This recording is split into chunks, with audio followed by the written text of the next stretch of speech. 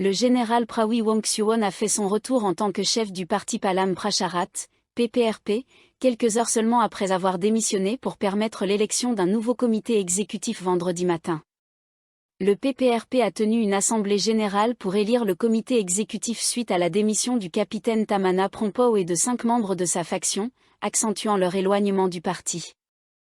Lors du vote, le général Prawi a été réélu à la tête du parti, tandis que M. Peboun remplace Tamana au poste de secrétaire général. Le général Kritiotin Sazipatanaon occupera le poste de trésorier, et Somposa Ankao a été nommé registraire. Les 8 vice-présidents du parti sont Santi Prompa, Shewik Tanaka Manuzorn, Utama Savaneyana, Madame Trinush Tientom, Sontira Sontigirawon, Apichete Chaubon, Shakar Patanakitwitboun, et Shemongongkol Sherob. Les membres exécutifs incluent Ananfon Amnuet, député de Kamphaeng Phe, Charnkrit Detwitank, Emel Korn Kaziwa Kazemsri, Yonjut Suwanabu, Akawa Asavaem, Sutam Shari Ngam, député de Nakhon Tamara, Krasai Trakulpornpon, député de Nang Kai, Kanchana Changwa, député de Cheyafom, Kose Mamu, député de Patani, Tawe Suraban, député de Tang, Wan Ubumrung et le lieutenant-colonel Piyata Wiche. Après la réunion, le général Prawi a réaffirmé l'engagement du parti en faveur de l'unité et contre toute forme d'intimidation. Il a annoncé que les stratégies de gestion seraient révisées, avec des vice-présidents responsables des circonscriptions et un soutien assuré par le secrétaire général. La démission initiale du général Prawi était une formalité nécessaire, car le comité du parti devait démissionner conformément aux règles du parti. Il est arrivé à l'Assemblée à 8h10, où environ 800 membres du parti l'ont accueilli chaleureusement avec des slogans de soutien, tels que Boncle Pomme, tiens bon. Pomme est le surnom du général Prawi. Le groupe de Tamana sert actuellement dans le cabinet de l'administration de Paetongtarn Shinawatra, tandis que le reste des députés du PPRP sont dans l'opposition. Bien que la majorité des députés du PPRP soient dans l'opposition, 3 membres de la faction de Tamana siègent dans le cabinet de Paetongtarn Shinawatra. Narumon Pigno-Sinwa en tant que ministre de l'Agriculture et des Coopératives. Iti Sirilataya-Korn en tant que vice-ministre de l'Agriculture. Akara Prompao, en tant que vice-ministre de l'Agriculture, qui est le frère cadet du capitaine Tamana. Selon le capitaine Tamana, il a perdu confiance dans le PPRP, ajoutant que les nominations ministérielles du parti ont été rédigées et envoyées au parti au pouvoir, Feu Taille, sans qu'il en soit informé. 2 ministres du cabinet issus du parti Boumjeté ne pourront pas prêter serment devant Sa Majesté le Roi ce vendredi en raison de tests positifs au Covid-19. Somsak Tongksri et Sabida Tesd, tous 2 vice-ministres de l'Intérieur, ont passé des tests jeudi, qui ont confirmé leur infection, les empêchant d'assister à la cérémonie prévue à 17h au hall résidentiel en Porn Satan au palais de Duzi. Leur prestation de serment sera reprogrammée, ce qui les empêchera également de participer à une réunion informelle du cabinet sur les déclarations de politique prévues pour samedi. Le leader du parti Boumjeté, Anutin Charnvirakul, qui occupe le poste de ministre de l'Intérieur, a confirmé les résultats des tests et a déclaré qu'il assumerait leurs responsabilités jusqu'à ce qu'ils se rétablissent et puissent prêter serment. Le gouvernement de la première ministre Paetongtarn Shinawatra devrait finaliser le processus de prise de fonction lorsque celle-ci présentera sa déclaration de politique devant le Parlement mercredi et jeudi prochain. La Chambre des représentants a adopté un budget de 3 750 milliards de bahts pour l'année fiscale commençant en octobre, permettant à la nouvelle première ministre Paetongtarn Shinawatra d'augmenter les dépenses publiques afin d'accélérer la reprise économique naissante. Le projet de loi budgétaire, qui propose une augmentation de 4,2% des dépenses publiques par rapport aux prévisions révisées de l'année fiscale en cours, a été soutenu par 309 députés lors de la 3e et dernière lecture à la Chambre des représentants, composée de 500 membres, jeudi soir. Un total de 155 députés ont voté contre le projet de loi à l'issue de 3 jours de débat. Le projet de loi sera maintenant envoyé au Sénat pour approbation et entrera en vigueur une fois publié dans la Gazette royale.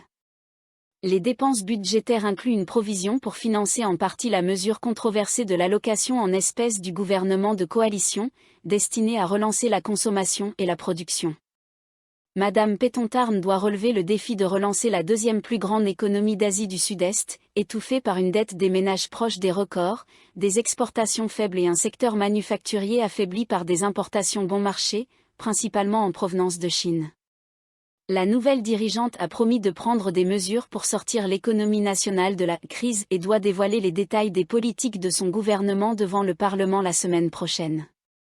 Son gouvernement prévoit de réviser le programme de portefeuille numérique, qui promet 10 000 bas à presque tous les adultes thaïlandais.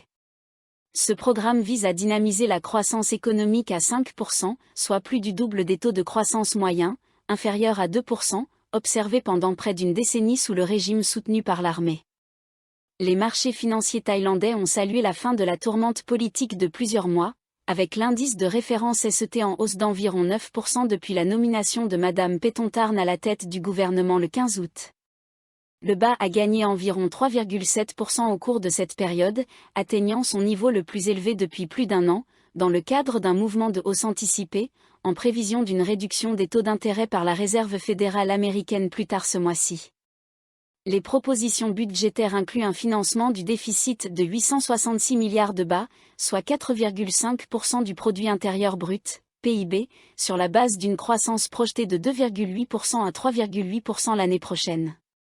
Le gouvernement prévoit une inflation globale comprise entre 1,1% et 2,1%, avec un excédent du compte courant estimé à 1,6% du PIB.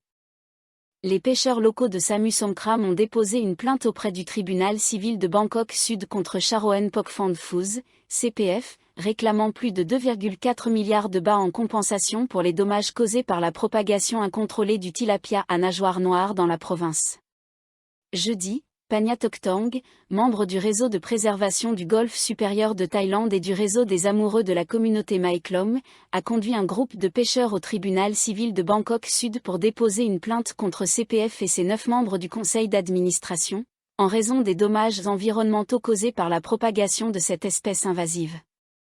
Il a déclaré que le groupe représentait 1400 pêcheurs locaux des districts d'Amphawa, Bang Conti et Muam. La plainte accuse CPF de ne pas avoir empêché la propagation du tilapia à nageoire noire, espèce que l'entreprise avait importée du Ghana en 2010 pour des recherches d'élevage dans son centre de développement situé dans le district d'Amphawa, selon une source. L'espèce invasive a été signalée pour la première fois dans le district d'Amphawa en 2012, avant de se propager dans plusieurs cours d'eau de 13 provinces le long de la côte du golfe de Thaïlande, d'après la plainte. Les plaignants demandent que CPF soit contraint de réhabiliter les cours d'eau touchés à ses propres frais, selon le principe du pollueur-payeur. La compensation demandée se divise en 2 parties.